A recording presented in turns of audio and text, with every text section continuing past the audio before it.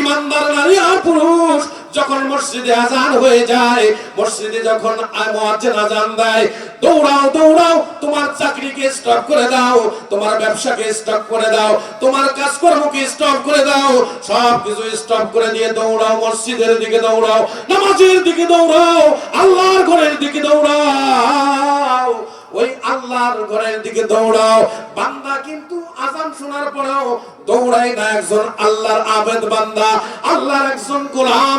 এরকম মসজিদে আজান হয়ে গেছে, মসজিদের মধ্যে আজান দিয়েছে মুয়াজ্জিন, এমনি করে আজান যখন হয়ে গেছে, যারা আল্লাহওয়ালা হয়, যারা আবেদ হয়, ইবাদতকারী হয়, যাদের ভিতরে আল্লাহ ভীতি আছে, যাদের অন্তরে আল্লাহর ভয় আছে, যখন মসজিদে আজান হয়ে যায়, তারা আর এক সেকেন্ড বাড়িতে থাকতে পারে না, তারা আর এক সেকেন্ড বিছানায় থাকতে পারে না।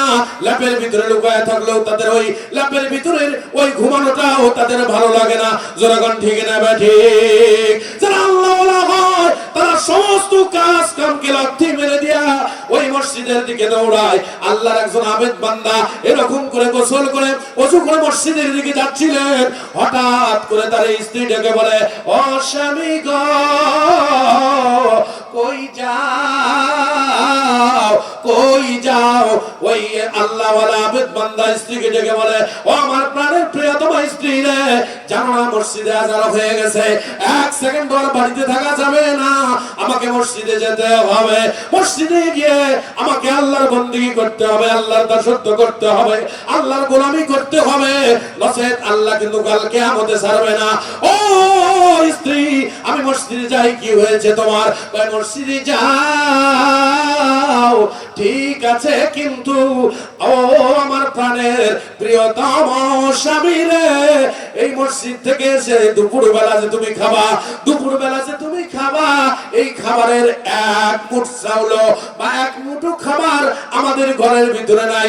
গতকালকে যে তুমি মেইলের ভিতরে ধানের বস্তাটা রেখে এসেছো, আজকে মেইলওয়ালা মেইল স্টার দিয়েছে, সেইখান থেকে যদি তুমি ওই চাউলের বস্তাটা না নিয়ে আসো, আমি এই দুপুরে খাবার দিতে পারবো না।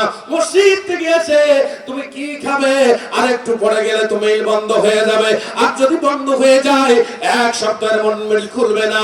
ও আমার স্বামী, মসজিদে যাও, কিন্তু ওই মেইলের ভিতরে গিয়া ওই চাউলের বস্তাটা নিয়ে আসো।